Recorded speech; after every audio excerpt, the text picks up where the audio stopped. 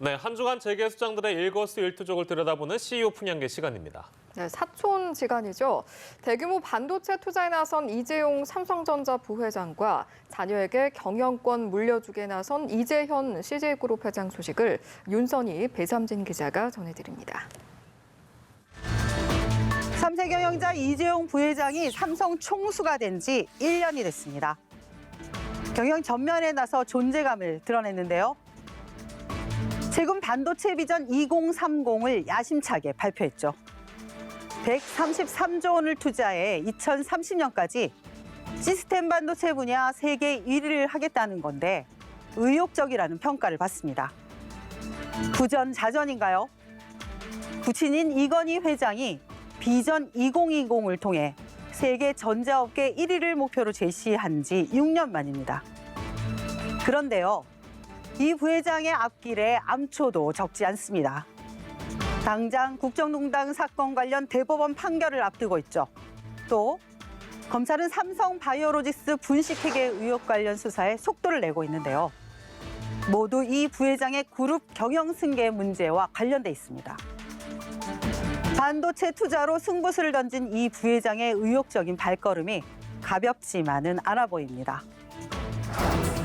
이재용 부회장의 사촌형이죠. 이재현 CJ 회장도 최근 조심스러운 움직임이 감지됩니다. 자녀에게 경영권을 넘기는 행보를 본격화하는 것 아니냐는 분석이 나오고 있는데요. CJ그룹이 CJ올리브네트워크스에서 정보기술 부분 법인을 떼내어 지주회사인 CJ의 100% 자회사로 편입하기로 했습니다.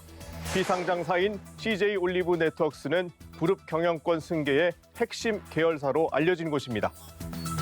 실제 이 회장의 장남인 이선호 CJ 제1지당 부장과 장녀인 이경우 CJ E&M 상무가 이 회사 지분을 보유하고 있는데 기업을 분할한 뒤 이들 남매는 주식 교환 방식으로 그룹의 핵심인 CJ 주식회사 지분을 갖게 됩니다. 보유하고 있는 올리브네트워크스 지분을 내주고 CJ 주식을 받아가는 방식이죠.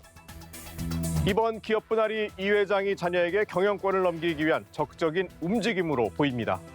올해 예순인 이 회장이 건강이 좋지 않아 두 자녀의 경영 참여와 승계 작업에 속도를 낼 거라는 관측이 나오는데요.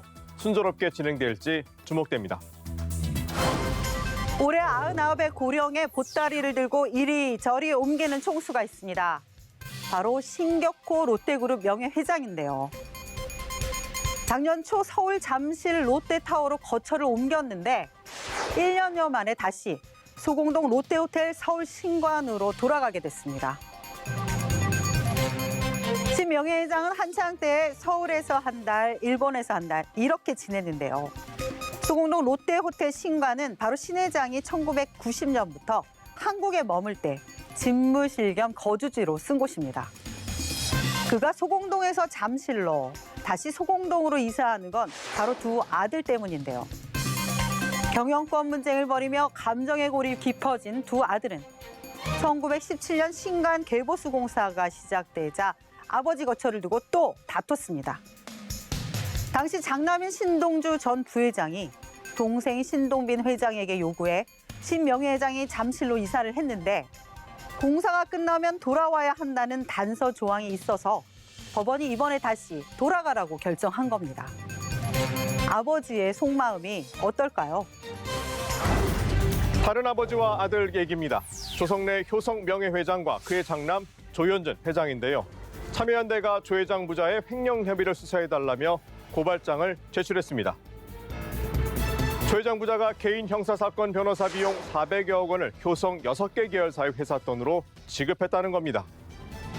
얘기는 이렇습니다. 조 명예회장은 2013년 1,300억 원대 탈세 혐의, 조 회장은 2017년 200억 원대 횡령 배임 혐의로 각각 수사를 받았는데요.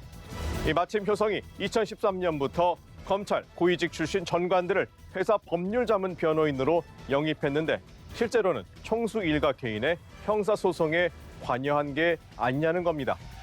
조 회장 측은 개인 사건에 회사 돈을 쓴 일이 없었다고 해명한 것으로 알려졌는데요. 이 수사가 어떻게 진행될지 주목됩니다. 신격호 명예회장은 재계서열 5위 롯데그룹 창업주입니다.